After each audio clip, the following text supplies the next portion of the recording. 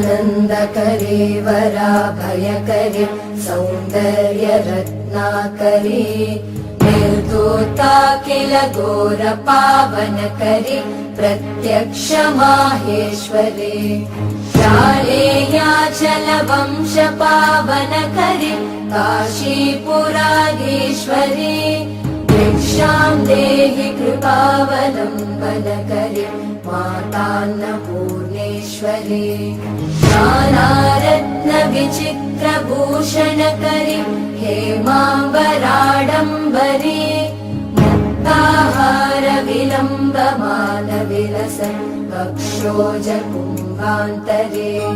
काश्मीरागरुवासिता रुचिकरी काशीपुराधीश्वरी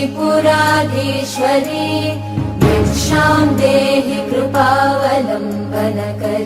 मातान्नपूर्णेश्वरी योगानन्दकरी रिपुक्षयकरी धर्मार्थनिष्ठाकरी चन्द्रार्कानलभासमानलहरी त्रैलोक्यरक्षाकरी सर्वैश्वर्य समस्तवाञ्छितकरी काशीपुराधीश्वरी